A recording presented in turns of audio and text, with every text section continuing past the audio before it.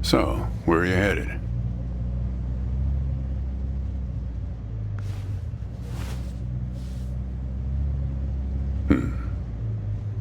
Not the talkative type, eh? That's okay. Most people I pick up are just waiting for their turn to talk.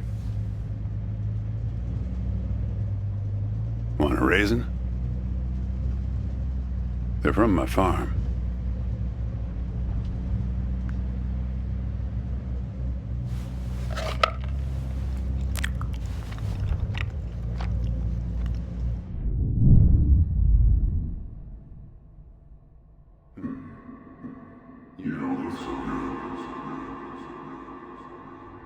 Guess those things don't agree with you yet. Strange. They're Thompson seedless. Good raisins. We still farm more of those in California than anywhere on Earth. You want to know the clearest evidence that reality isn't real? Raisins and grapes, man. They're the same thing, but they taste disgusting when eaten together. Obvious bug in the program there, right? Memory is a slippery thing. Think about when somebody asks you about this ride later, assuming you even know where you're going, and get someplace where somebody can ask you. Hey, how'd you get here anyway? They'll ask you. Oh, I hitched. And your brain will flash back for a second when you say this. And it'll show you a frozen snapshot of yourself, sitting in this car, talking to me like we are right now. But which moment will it actually show you? Will it be this one? Or this one? Or this one? We think we remember how people really were, how our lives together really were. But when we think back to them, even the people we cared about the most, all we're doing is snatching moments out of the air. Just grabbing another raisin out of the box.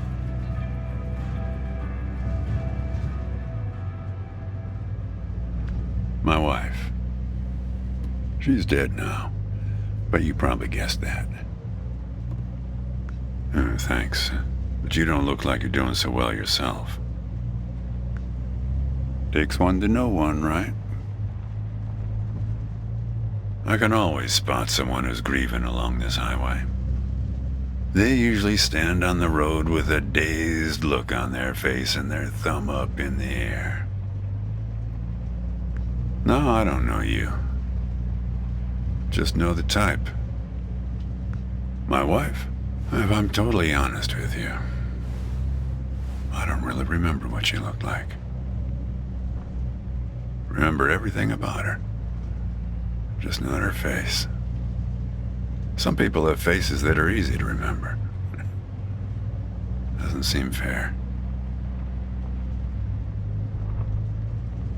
Sure, it's not as easy as people think. I'll give you an example. You think you're present in the moment? You've been talking to me for a few minutes now. What color are my eyes?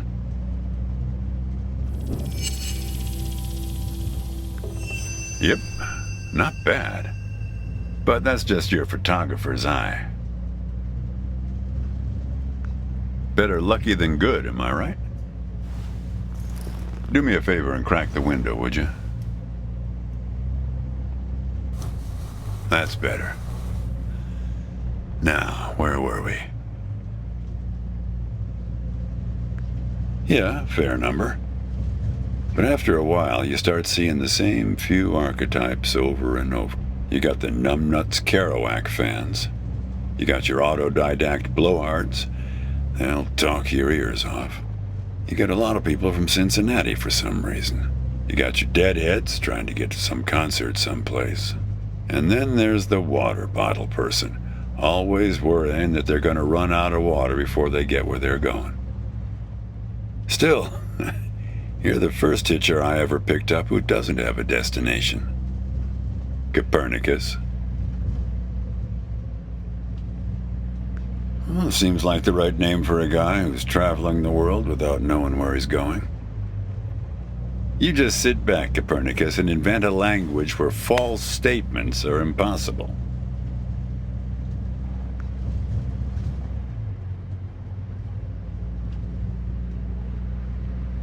You know, when I was a kid, my brother and I used to drive our parents crazy on long drives like this. Our folks wouldn't let us listen to the radio in the car, so we used to make up these songs about food on long drives to pass the time. We had this one with about 30 verses, each about a different kind of grain.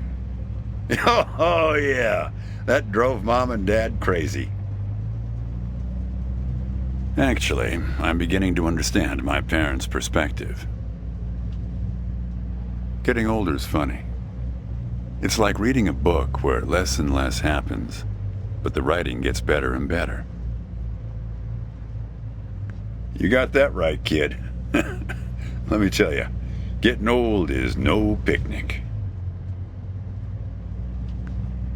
Yeah, well, that all sort of depends on which raisin you take out of the box, right? How you spin it. We were married for 37 years. People used to ask us how we managed, being married and all, working off the side of the road together, sharing a little trailer. The truth is, nobody knows if they're happily married. All they know is that it's the thing they've been doing every day for the last 37 years. It's not that simple, Copernicus. Life has a way of chipping away at that certainty. It'd be easier if you had a number assigned to you, a number from 1 to 100, printed on both your foreheads where you could always see it. It would arrive in the mail every year, right after you file taxes. Oh, we're a 71. That couple down the street, the Rosens, they're an 82 this year. Oh, I guess they have it a bit better than us. Some way of knowing.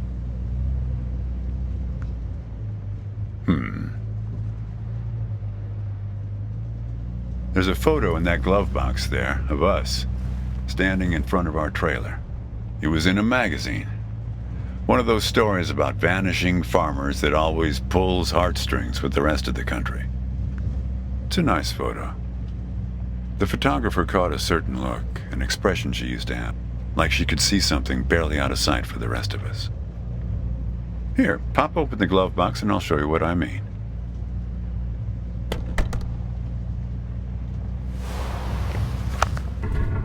Hey, where'd you get that? That's not her. And that guy there, he looks like you. I don't know. I was going to ask you the same question, Copernicus. Did he... Who gave this to you? Well, I guess it belongs to you. You'd better hold on to it.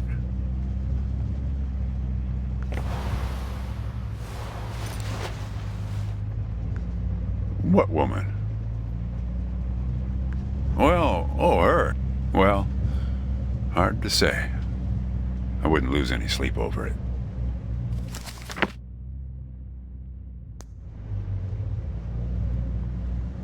What's that black thing in the glove box anyway?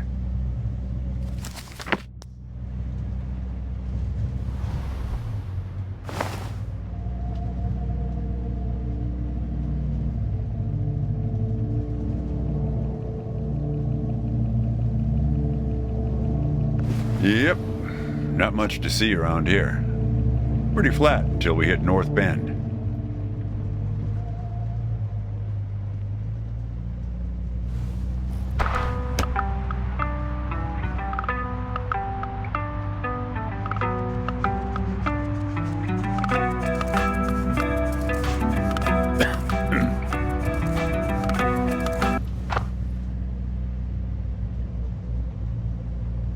Say, want to hear a joke? Why did the raisin take the prune to the dance? He couldn't get a date. Hey, that reminds me. It's almost 4:30. You'll like this. It's my favorite. I once knew the hostess, Darlene. She used to change the tires on my truck on Highway 51. Welcome to another Interstate Riddle Hour. Here's our first riddle. Keep your eyes peeled, all you blacktop carpetbaggers. I fly, yet I have no wings. I cry, yet I have no eyes. Darkness follows me. Lower light I never see.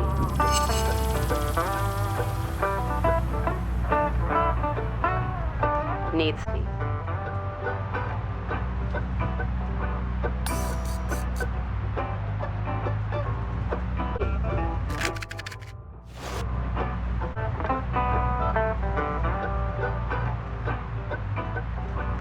Very good. Here's our next one. A gatekeeper forever bound. He opens and shuts with a similar sound.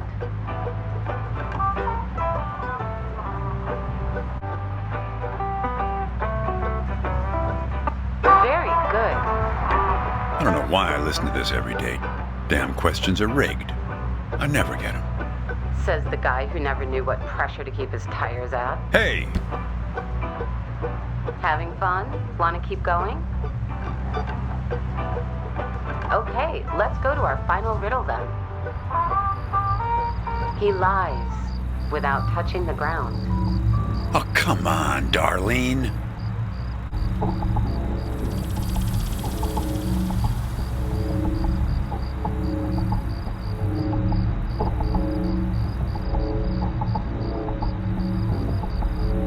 Damn it, Darlene.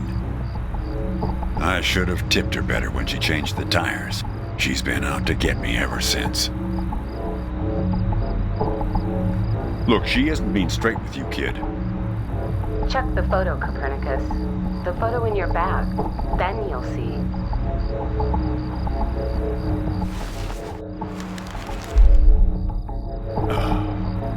She's in trouble, Copernicus. You must help her. Things like that happen all the time on this highway. It's nothing to lose your scrunchie over. Kid, I am sorry about your girlfriend, but I had nothing to do with it. It's just the opposite. I was sent to protect you. You did. You picked this car every bit as much as I chose to stop for you. You picked this car, picked me, not to feel anything. Kid, just let it go. There's nothing for you down that road. Nothing but hurt. Look, I admit I lied, but only about one thing. Now, why would anybody bother to lie about that? Yeah, we've met. Twice, in fact. Sure. You showed up at my trailer park taking photos. At first, I was a bit suspicious, since there were plans to kick us out and develop the trailer park into some kind of shopping center. But then it became clear that you'd been sent here by a magazine to do one of those stories about vanishing farmers that always pulls heartstrings with the rest of the country. The woman in the photo? No, I didn't actually meet her. I just know what you told me about her. She was backpacking around Europe without you, and you weren't taking it so well. Oh, I know a lot about you. Kid, I told you, you don't want to go down that road. Well, there's one more lie I told you. We're not number one anymore. In raisin production, we were surpassed last year by Turkey. Well, What's that they say in that Tom Cruise movie? The one where he's a bartender? Everything ends badly, or it wouldn't end at all. I wasn't afraid of the truth either, back then. My wife, when she got the x-rays, when she knew, she decided to spare my feelings. Didn't tell me anything. Hid the x-rays in one place I'd never suspect, because it was so obvious. Stayed closed until today, till you came along. I wish it was that simple, kid.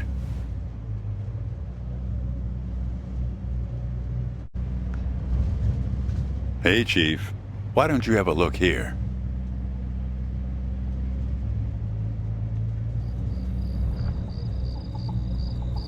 He appeared on this highway about the same time you did. I guess he's part of what you're running from. Not sure. You can't see him directly. He only shows up in mirrors, windows, pictures.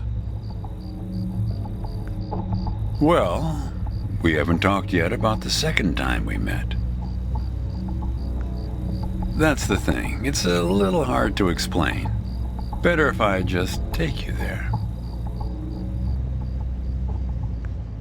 It's just a quick detour. We'll be there in a minute.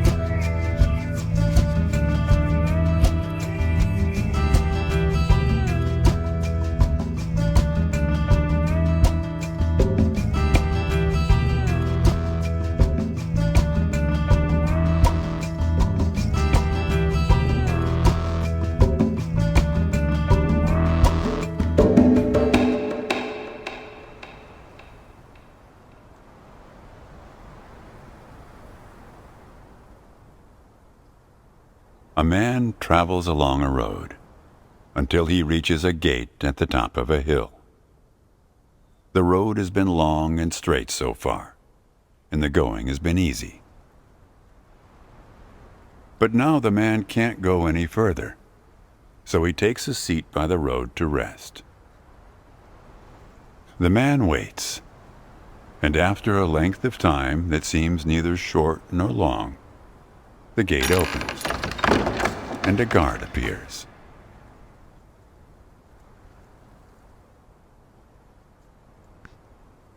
The man asks the guard for entry, but the guard says he cannot let him enter at the moment. The man thinks for a second and asks if he will be allowed through later. It is possible, says the guard, but not now. The gate now stands slightly open, and the man tries to look through it longingly. His journey has been easy so far, and he misses the feeling of the open road. The guard notices and laughs. Even if you could gain entry, there are many gatekeepers after me. Some are much stronger than me, and I'm afraid to look upon them. So there the man waits, for days, months, years, waiting to enter. One day, when he's given up hope of entering, a single question occurs to him, one he has not thought of before. Why, he wonders aloud, are there no other travelers along this road? All these years, no one but myself has waited in front of this gate. The answer to this question comes from a voice near his shoulder. It is you who made this gate, says a bird perched nearby. So it exists for no one but you. But why? Asks the traveler. Why would I choose to stop here?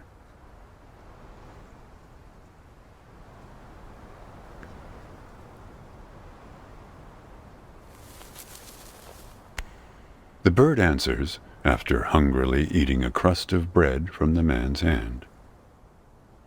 After this point, the road becomes less straight. It splinters like the tree in which I live, splitting into dozens, hundreds of branches.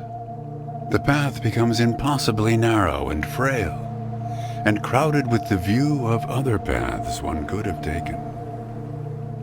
There's only one point ahead on the road where all paths converge, where all points join, where the light shines through skin and through lies. But it's never been reached by one of your kind, a traveler who walks on feet.